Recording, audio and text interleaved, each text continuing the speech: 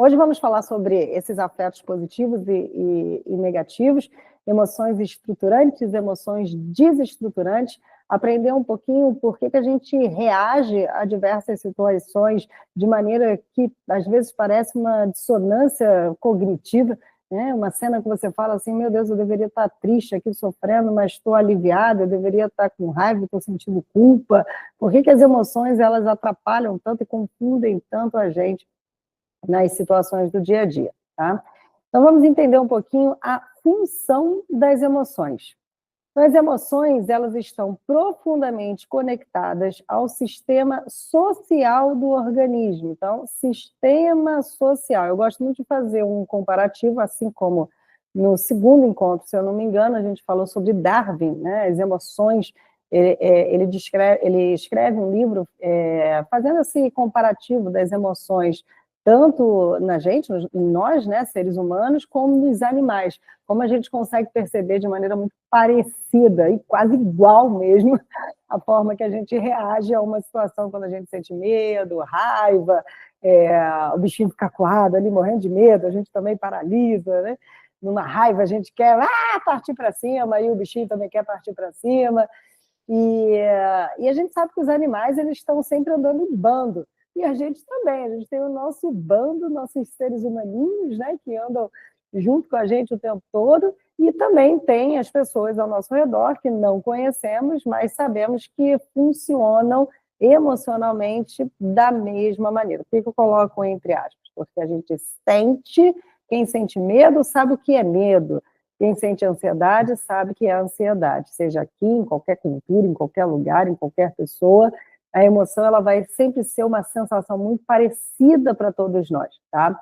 E o que acontece é que, se a gente pensa que as emoções estão profundamente conectadas ao sistema social do organismo, quando eu observo com os meus olhos, né, as pessoas que estão ao meu redor, eu consigo mais ou menos perceber o modo emocional que ela está naquele momento. Tanto que às vezes a gente olha para uma pessoa e fala, melhor eu não falar nada agora não, acho que não vai dar certo, né? Melhor eu escolher um outro momento para falar.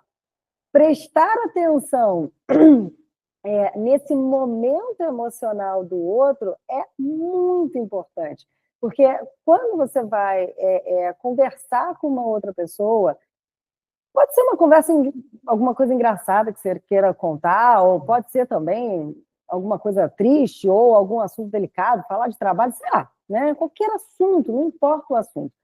Mas quando você olha para a pessoa e você começa a perceber ali que ela está num modo emocional, vou chamar de modo, tipo modo avião, sabe, esse modo silencioso, num modo emocional que não vai combinar com aquele tipo de assunto que você quer levar para ela, talvez seja melhor, mais prudente, escolher um outro momento para vocês conversarem.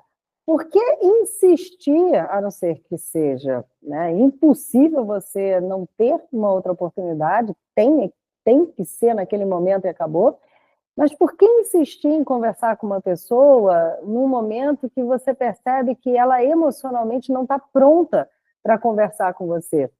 O que acontece é que muitos conflitos nos relacionamentos, e não estou falando só de relação casal, tá? Relação profissional, relação familiar, relação amizade, relação de uma maneira em geral. Muitos conflitos dentro dos relacionamentos, eles acontecem porque as pessoas elas não conseguem perceber, ter a sensibilidade para perceber esse momento emocional do outro. E o que acaba acontecendo é que a pessoa atropela a outra, né? Atropela a outra. Eu não sei se você já se sentiu assim na vida, atropelado por alguém. Às vezes você está quieto ali, querendo ficar no seu canto, né? Só, querendo ficar no seu canto. Opa, calma aí, ajuste. Ai, pronto. Às vezes você está quieto ali, querendo ficar no seu canto, querendo ficar quietinho, e você fala para a pessoa, poxa, agora eu quero ficar um pouco na minha. Quando a pessoa te fala isso, ela está tentando regular a emoção dela, né? que é regular a emoção? Provavelmente ela identifica que tem uma emoção em desequilíbrio, uma emoção que está desestruturante, ou seja, está desagradável naquele momento, e ela precisa desse tempo para poder regular a emoção dela. Então, ela está dizendo para você, olha, eu preciso de um espaço para poder respirar. A gente usa o respirar, né, como uma tentativa de explicar para a pessoa que a gente está tentando regular o nosso emocional para conseguir ter aquela conversa com aquela pessoa. E se você insiste, o que vai acontecer? Você vai provocar raiva na outra pessoa, né? Ou, se é você, que já passou por isso e pediu um espaço, pediu um tempo, falou, olha, deixa eu respirar um pouquinho, e o outro veio com muita intensidade e quis conversar mesmo assim, e você sentiu que foi aquecendo emocionalmente, ou seja, essa emoção que poderia ser uma tristeza, uma angústia, no momento que a pessoa ela te atropela na sua emoção, ou seja, ela não respeita o seu momento emocional, e você começa a sentir raiva, a emoção vai mudando, né? Nesse momento, você pode explodir, ou seja, você pode reagir de um jeito que não seria a melhor maneira. Então, por que eu estou falando isso, né? Porque cada emoção, ela tem sua função. Se uma pessoa, como eu disse aqui, se uma pessoa ela diz para você assim, poxa, eu estou triste, a tristeza, ela pede recolhimento. Aí você fala, então vamos sair, vamos, sei lá, fazer qualquer coisa, sai daí para você não ficar mais triste. Você está indo contra o estímulo daquela emoção. Ah, Tati, mas aí o que eu tenho que fazer, né? Tem que deixar a pessoa triste lá, abandonada, sozinha? Não, não é isso. Mas você pode sentar junto com essa pessoa e falar assim, poxa, eu entendo que você esteja triste, posso ficar aqui com você? Pelo menos a gente se distrai, conversa, né? Ou fica em silêncio juntos, assiste alguma coisa mais tranquila, mas você continua mantendo ali aquela pessoa no recolhimento, né? Que a emoção da tristeza, ela faz né, esse recolhimento. Mesma coisa o medo.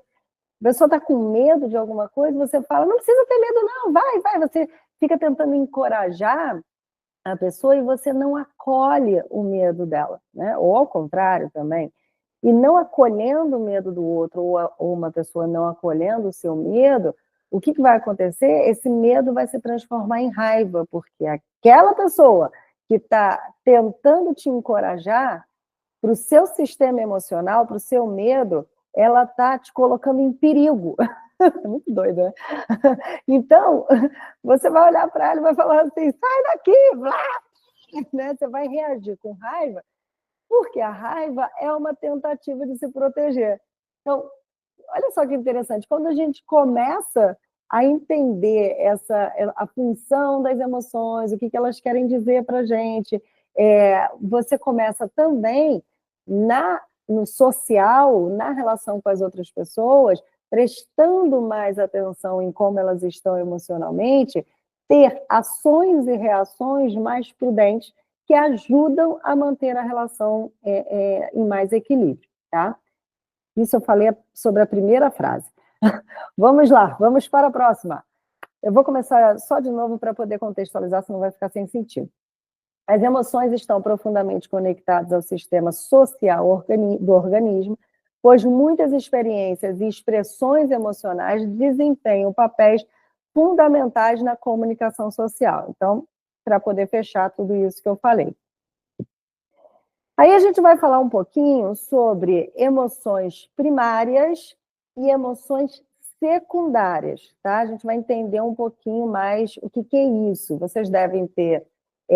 por que dessa separação, tá? Vocês devem ter assistido aquele filme Viva Plenamente. Se não assistiu, vale a pena. Eu sei que assim, é um filme de criança, para criança, mas eu não acho que é um filme para criança, eu acho que é um filme para todo mundo. É um filme que fala sobre neurociência, só que de uma maneira muito leve, muito descontraída, divertida. Então, se você tem alguma criança aí perto de você, aproveita, assiste com ela, sobrinho, filho e tal, e vale a pena. No filme, as emoções que estão ali são as emoções básicas que todos nós temos, né? Os animais também têm. E ele explica muito no filme como que acontece dentro da mente ou seja, as interpretações que a gente vai falar hoje aqui, né? Quando você reage, o que isso quer dizer? Por que você reagiu com uma emoção e não com outra emoção? É bem legal, é um filme bem interessante. Então, emoções primárias adaptativas, né? Quando você se adapta à situação. Emoções primárias adaptativas preparam o indivíduo para uma resposta adequada. Uma emoção que ela é adaptativa, ela vai te preparar para uma resposta adequada, ou seja, para você ter o melhor comportamento possível naquele momento. Geralmente se dissipando quando a situação muda ou quando as necessidades básicas são atendidas. Por exemplo, eu posso estar numa situação, numa loja, restaurante, sei lá, né? Qualquer lugar, e eu ter uma emoção... vou contar uma história real, tá? Real. Eu gosto de falar quando é real e quando é só um exemplo, porque eu dou tanto exemplo, senão as pessoas ficam achando, você pode achar, que eu vivo tudo aquilo que eu falei. Não é verdade. É uma história real. Eu fui fazer o meu aniversário num restaurante. Pedi, em resumo, tá? Pedi uma mesa para 15 pessoas. Cheguei e a moça no telefone me perguntou: você prefere uma mesa no meio do salão ou você prefere no banco, no sofá? Prefiro no sofá, né? Porque aí fica todo mundo aqui, sentadinho, tinha gente idosa, tá? Melhor no sofá, acho que vai ser legal do que no meio do salão. Eu não conheço o restaurante, não sei que mesa é essa, pedi uma mesa para 15 pessoas. Chego lá, olho para a mesa só cabe 11 pessoas, eu acho, né? Mesmo assim, estava todo mundo espremidinho. Eu chamo a gerente, tô normal, tá? Emoção, tô feliz, meu aniversário e tal. Quando eu olho, eu falo, a mesa só cabe 11 pessoas. Tudo bem, ainda estou emocionalmente tranquila. A atendente veio, eu chamo a atendente, falo para ela assim, olha, eu reservei essa mesa aqui com você, eu lembrava o nome dela, eu reservei uma mesa para 15 pessoas e essa mesa aqui só cabe 11. O que ela fala para mim? Típico, né? É melhor culpar o outro do que assumir a responsabilidade. É muito comum fazer isso. O que ela fala para mim? Ela fala assim, mas a senhora quis no sofá. O que eu senti nesse momento? Raiva. Na hora me aqueceu. Porque eu entendi que ela estava jogando o erro dela para mim. Então, olha, emoções adaptativas, tá? Só para ler aqui de novo para vocês. Geralmente se dissipando quando a situação muda ou quando as necessidades básicas são atendidas. Na hora eu senti raiva. Quando eu senti raiva, como a minha mente está mais treinada, né, a entender, a observar a emoção, entender o que ela quer dizer, eu falei assim, isso é uma injustiça, né? Eu não conheço o sofá, como é que eu vou agir nesse momento? Eu falo para ela, olha, eu te pedi uma mesa com 15 lugares, pedi sim o sofá, mas você não me disse em momento nenhum que o sofá era para 11 pessoas e não para 15 pessoas, eu não tenho como saber, né? Então eu acho que a responsabilidade disso não é minha, a responsabilidade é sua, e por ser sua, eu acho que você tem um dever, já que é você que trabalha aqui, de resolver. Então, eu coloquei exatamente dessa maneira que eu estou falando para vocês. Eu utilizei a raiva para me posicionar em relação ao que estava acontecendo. Ela olha para mim, ainda tenta dar uma desculpa, eu falei, olha, sinto muito, eu realmente vou comemorar meu aniversário com 15 pessoas, se você puder resolver, eu te agradeço. E ela fala, tudo bem, senhora, pode deixar que eu vou resolver. No momento que ela pediu desculpa, né, tem que falar, ela pediu desculpa também, ela, não, você me desculpa, pode deixar que eu vou resolver. No momento que ela fez isso, essa emoção da raiva, ela fez assim, ó, foi embora, se dissipou. Por quê? Porque é uma emoção que surge, mas surge de uma maneira estruturada, para entender que eu tenho que me posicionar, que eu tenho que me proteger naquele momento, né, com posicionamento, mas que eu não preciso gritar, brigar, xingar, fazer nada disso. É um posicionamento. Resolveu, a emoção passou, tá? Então, isso são, é a forma de uma emoção primária adaptativa funcionar dentro do seu sistema, tá? Emoções primárias mal adaptativas. Em contraste, emoções primárias mal adaptativas frequentemente estão ligadas a experiências traumáticas passadas e tendem a persistir por mais tempo. Vamos supor, agora inventando, tá? Essa mesma situação do restaurante. Vamos supor que eu tenha uma, sei lá, na minha família, um pai ou uma mãe, enfim, que são sempre muito injustos comigo, né? Vamos supor que eu tenho irmãos, nem irmão eu tenho, mas vamos supor que eu tenho um irmão e eles estão sempre dizendo que meu irmão ou minha irmã tá certo e eu estou errada, né? É alguma coisa que acontece, tem uma proteção a esse irmão, a essa irmã, e eu estou sempre sendo julgada, sendo colocada numa posição ruim. Então, assim, eu já carrego na minha vida esse trauma de ser colocada como se eu sempre estivesse errada na situação. Quando acontece uma situação dessa com a garçonete, não é garçonete, é atendente, às vezes a memória falha. Quando acontece uma situação dessa com a atendente, essa raiva surgindo, eu tendo todo esse passado, essa história por trás, provavelmente ela não vai passar tão rápido. Sabe por quê? Porque eu vou sentar na mesa, ela vai arrumar uma mesa, né, para mim, eu vou sentar na mesa, aí eu vou ficar brava, eu vou ficar irritada, aí eu vou ficar esbravejando, reclamando e falando, mas por quê? Por que essa mulher fez isso? Poxa, nada a ver, aí chama o gerente, e a minha noite vai acabar. Porque a emoção, ela não vai embora de uma hora para outra, né? Ela vai simplesmente permanecer ali, porque os meus pensamentos, eles vão ficar articulando um monte ali de kikikikiki, sabe, de pensamento sem fim, que tem a ver com a relação, nesse caso, da injustiça. Poxa, sacanagem ela fazer isso, por que ela não viu? Entende? Então, quando isso acontece, quando a emoção perdura, uma emoção primária, ela perdura por mais tempo, é importante você observar o que me faz ainda ficar questionando tanto essa situação e alimentando essa emoção. Por que essa emoção está tanto tempo presente em mim, presente, né? Porque a emoção ela é transitória. Mas por que ela está tanto tempo presente em mim? Tá? Bom, se você tiver alguma dúvida, você pode deixar nos comentários que eu respondo para você. E falando um pouquinho, essa é muito interessante, assim, a relação entre a emoção primária e a emoção secundária, né? Falando um pouquinho sobre emoções secundárias, tá? Emoções secundárias são reações a emoções primárias ou a pensamentos. Vou lá, vou repetir, caso você esteja escutando na velocidade 2. Estou brincando, eu gosto de repetir porque às vezes a gente lê, né, ou escuta uma frase tão rápido e a gente não tem noção da importância que ela tem na explicação dela, tá? Emoções secundárias, ou seja, que vem depois da primária, são reações, tá? Reações.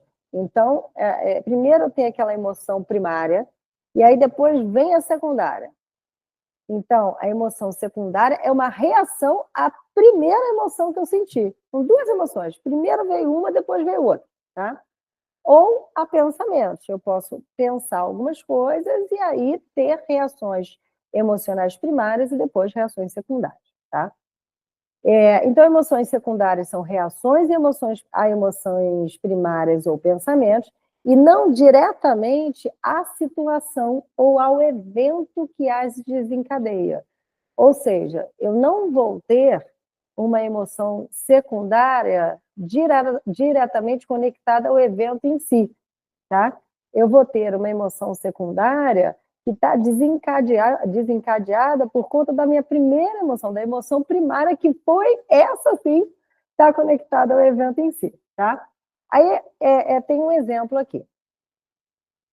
Por exemplo, né, um término de um relacionamento pode provocar tristeza, a emoção primária, tá? Terminei uma relação e fiquei triste. A pessoa pode até ficar aliviada, mas nesse caso, terminei uma relação e fiquei triste, tá? Essa é a emoção primária. E a ex-namorada, além da tristeza, pode sentir raiva em relação a essa própria tristeza. A gente é muito tantã, né? Você fica triste, aí você sente raiva porque você está triste. Na verdade, não é porque você está triste, né? Você sente raiva da própria tristeza, porque você não queria estar triste. Então, ela pode sentir essa raiva da própria tristeza.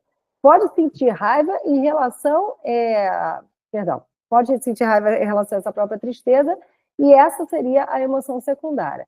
Essas emoções secundárias podem desempenhar uma função defensiva. Então, olha só, ficar bravo pode proteger da experiência de uma tristeza mais vulnerável.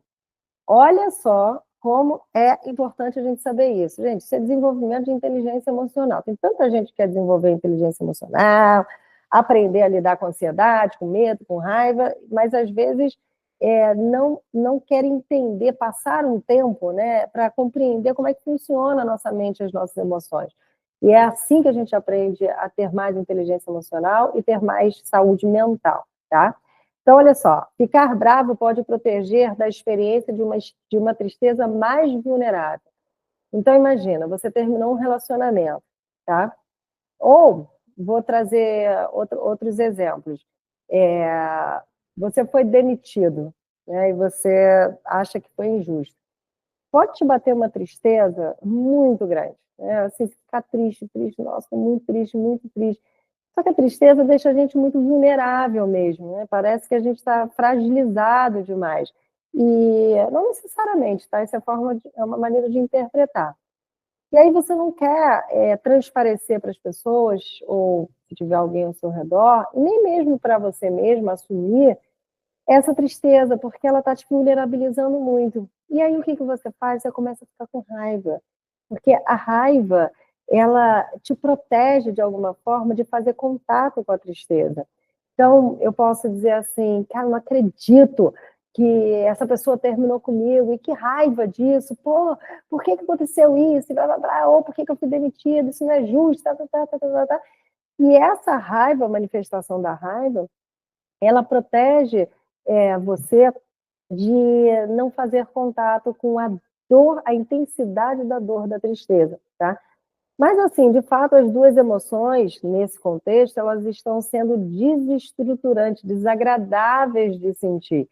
Mas uma te dá mais força e mais estrutura, né, no sentido de sentir raiva e se sentir mais potente, porque a raiva traz essa força, e a outra, que é a primeira emoção que veio nessa situação, de se sentir muito vulnerável. Tá? Então, fica bem claro nesse exemplo. Aí a gente tem um conceito que é de meta-experiência das emoções. Aí eu vou explicar um pouquinho o que é isso. Ativação de emoções secundárias. Emoções secundárias podem ser desencadeadas por pensamentos como a ansiedade provocada por fantasias violentas. Isso é um exemplo, tá? Fantasias violentas é só um exemplo. O que isso quer dizer? Assim, tudo que a gente pensa, o nosso sistema, ele vai buscar uma emoção para dar sentido para aquilo que a gente está pensando. Se eu estou pensando sobre, sei lá, estou fazendo uma planilha de números e aquilo não me conecta com nenhum estado emocional, porque não tem nada a ver comigo aqueles números, tá?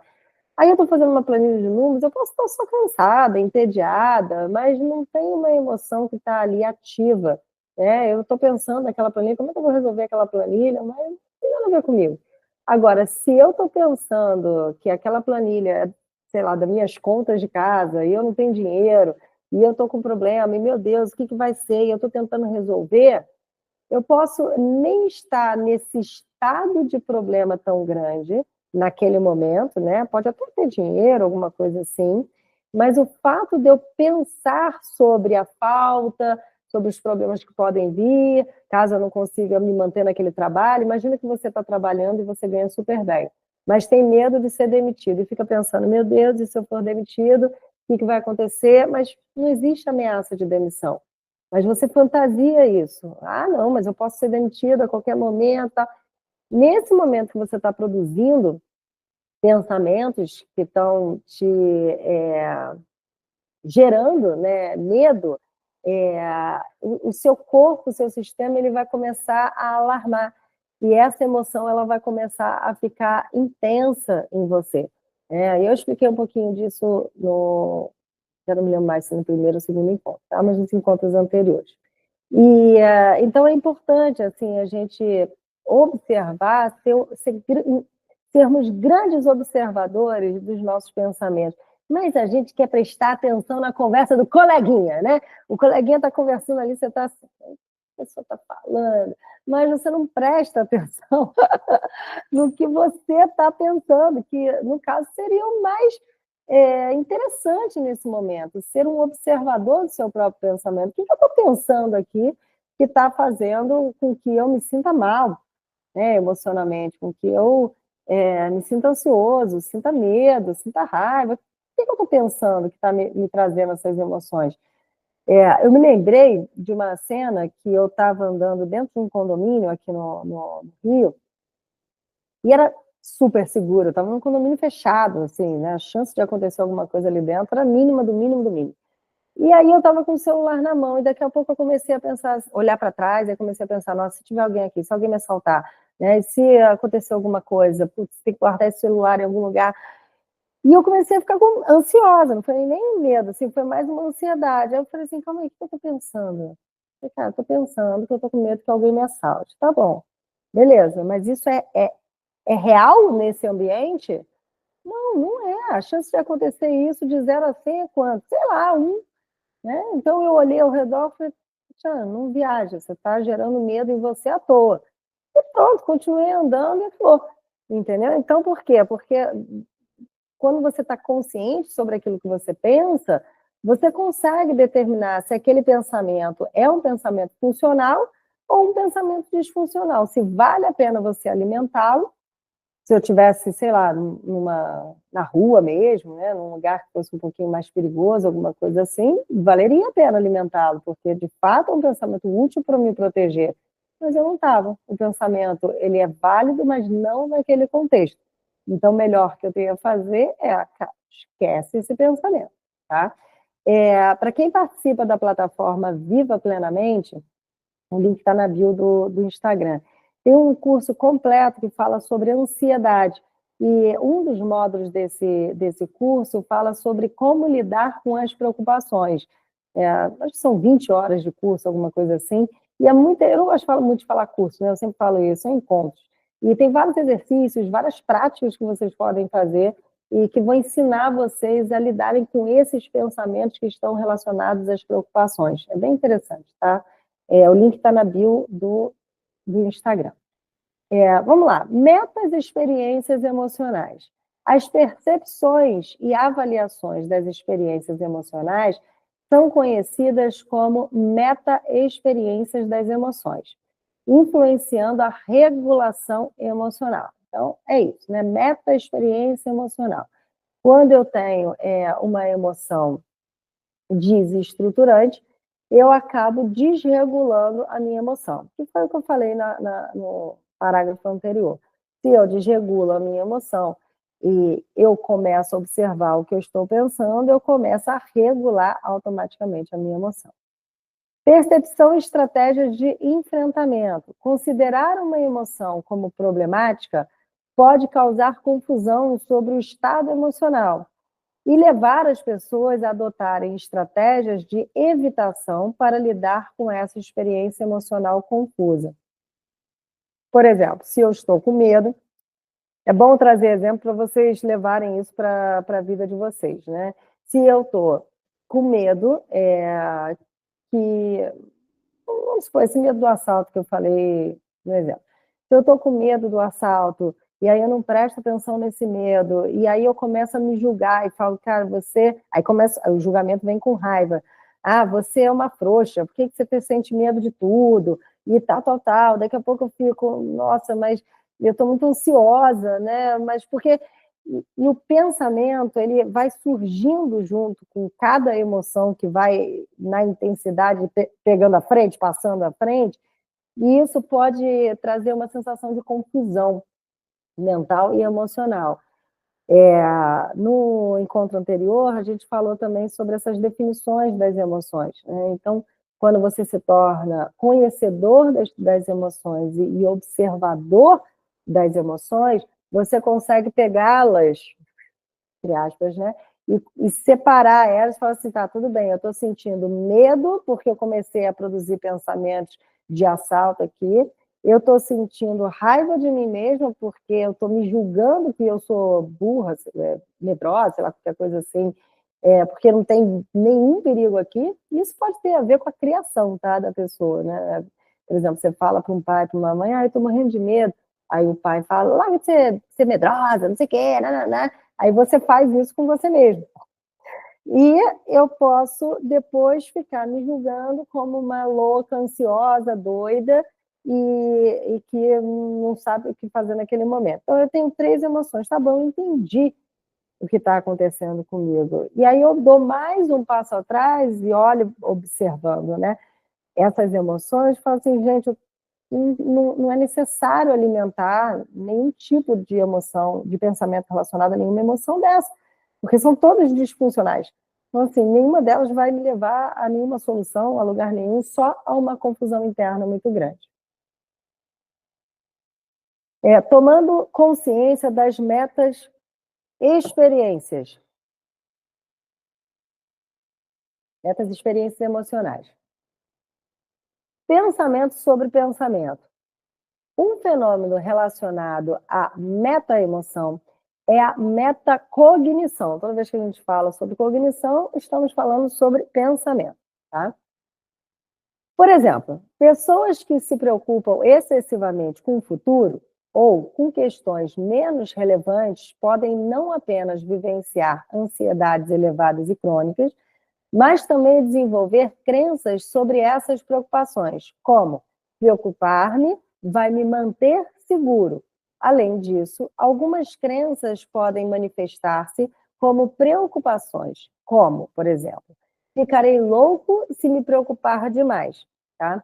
Bom, já dei a dica aí para você que tem um curso completinho lá sobre preocupações e todos eles estão no mesmo lugar, tá? Tanto esse aqui quanto o sobre lidar com as preocupações, que explica muito melhor esse pensamento sobre o pensamento, que como lidar com, como entender esses pensamentos que estão relacionados a preocupações. Então, o que é um pensamento sobre um pensamento? É aquele pensamento que não explica o pensamento anterior, ele só coloca mais dúvida no pensamento anterior, porque uma pessoa preocupada, ela pode se preocupar de um pensamento, né, relacionado a uma situação, com valência. Então, tudo bem. Agora, ela também pode se preocupar além do necessário, e repito essa palavra várias vezes, né, de maneira disfuncional, porque ela acredita que ficar pensando sobre aquilo vai fazer com que ela mantenha o controle da situação. E, na realidade, é uma tentativa de não perder o controle da ansiedade, ou perder o controle emocional. Então, você imagina assim, se eu fico pensando que eu posso ser reprovada numa prova, pensamento qualquer, né? Um exemplo qualquer. Eu posso ficar assim, meu Deus, se eu não fizer aquela prova, vou ser reprovada, se eu não passar, o que vai acontecer? Então, eu tenho que estudar, tenho que estudar. Se eu não estudar, tá. Então, eu estou me ocupando desse pensamento em relação àquela situação, e isso faz com que, em algum lugar, eu me sinta mais segura. Porque se eu paro e não penso mais na prova, não penso mais nada daquilo, meu sistema pode entender assim, caramba, ela perdeu o controle de tudo, não está mais pensando naquilo. E uma coisa interessante é quando as pessoas sentem, é muito comum esse relato, quando elas sentem pânico, crise de pânico, o relato mas eu estava tranquila, não tinha nada acontecendo naquele momento, né? Eu estava super em paz, eu estava super tranquila, eu estava dormindo, eu estava, sei lá, jantando com minha família, eu estava na praia, e do nada eu tive uma crise de pânico. E aí, olha que interessante. A sua mente, provavelmente, se você é uma pessoa muito ansiosa e preocupada, né? A sua mente relaxou naquele momento. E aí o seu sistema, a sua amígdala falou assim, o quê? Ela está relaxando? Não está mais se preocupando com nada. Cara, vamos embora mandar informações para o corpo dela, que é a química no próprio corpo, e dizer para ela que ela precisa acordar para as preocupações. Porque como assim? A mente está o tempo inteiro preocupada e do nada ela se parou de pensar naquela situação e sendo que a situação não está resolvida? Não, vamos ajudá-la a ter essa intensidade ali, né? E acordar para essa emoção. Aí o coração... Aí você não entende nada, né? Você fala assim, gente, por que eu estou tendo essa sensação? Não estou entendendo nada. Porque a mente, ela relaxou. E aí, quando a mente relaxa, o sistema, se não está acostumado com isso, ele, ó, ele entra e alarma. E aí, o pensamento sobre pensamento, ele fica ali, pensamento, e se você não faz esse exercício de se afastar, né, de dar um passo para trás e falar, deixa eu observar o que eu estou pensando, provavelmente o seu nível de estresse emocional, desequilíbrio emocional, vai aumentar ou vai se manter, tá? E para finalizar, eu estou aqui só lembrando, tá? Eu estou nesse livro, tá bom? Eu gosto muito de fazer, eu gosto muito de ler, e eu tive essa ideia de pegar os livros que eu leio e passar como encontros aqui, fazer live com vocês. E eu acho que está ficando interessante, espero que vocês estejam gostando, e assim a gente vai aprendendo juntos sempre, né? E hoje foi um pouquinho mais curtinho, porque a gente fechou o capítulo 1, tá? Então, eu vou fechar aqui ele, só para vocês saberem, estamos na página 20 do livro, tá bom? Quem quiser também ter o livro e acompanhar, acho que pode ser interessante. Vou passar um exercício para vocês, que é um exercício que está no livro, e também está na plataforma, para quem quiser também baixar o slide e imprimir, tá? Fazer à mão. Mas você pode também copiar num papelzinho e fazer dessa maneira. Então, o exercício é o seguinte: descreva a situação inicial. Tá? Tem uma telinha aqui. Porque vocês não estão vendo aqui. Não. Vou só mostrar aqui para quem está no Instagram, senão vocês não vão entender nada. É uma tabelinha assim, tá? Eu vou ler um por um. Tá bom? Mas esse é o modelo da tabela. Para vocês que estão aqui no Instagram assistindo ao vivo, tá? Então, em primeiro lugar, você vai colocar a situação, tá? O que esse exercício quer dizer? Só para explicar, desculpa. Esse exercício, ele vai ensinar você a entender qual é a situação, qual é a emoção que você está sentindo e quais são os pensamentos que surgem. Ou seja, fazer esse papel de se distanciar e passar a observar, ser um grande observador de você mesmo, tá? Então, a primeira, você vai escrever a situação. Vocês me dão licença que eu preciso botar meu óculos. A pessoa não enxerga. Então, a primeira é a situação, tá? Aí depois, você vai escrever o primeiro pensamento que surge em relação àquela situação. Aí ele dá um exemplo aqui. Por exemplo, a situação é, vou pular de bungee jump, tá? Aí o primeiro pensamento que vem é, irei me machucar. Aí, o primeiro sentimento que vem sobre o pensamento, medo. O segundo pensamento que vem sobre o sentimento, que é a emoção secundária, que vai surgir a emoção secundária. Sou um covarde. O segundo sentimento sobre o segundo pensamento. Que vergonha. Entenderam? Então, assim, às vezes, você está numa situação, essa é uma situação, um exemplo muito didático, né? Eu estou aqui, vou pular no bungee jump, eu falo, nossa, eu posso me machucar. Eu estou sentindo medo. Aí vamos supor que eu, sei lá, esteja numa situação que tenha pessoas me olhando, aí eu olho e falo assim, caramba, eu sou um covarde, está todo mundo indo e eu não estou indo, ou uma covarde, né? Todo mundo indo e eu não estou indo. Ai, que vergonha. No final, era medo e passou para vergonha. Se a gente tem essa consciência, a gente pode parar no medo, por exemplo, e não alimentar pensamento sobre pensamento. Então, calma aí, o que eu tenho? Medo? Então, deixa eu resolver o medo. Aí eu vou lá no instrutor. Eu não iria, eu iria embora. Vou pular de bungee jump, nada. Tem medo? Tem, não vou. Pronto, não quero resolver. Mas se você quer resolver ali essa questão, né?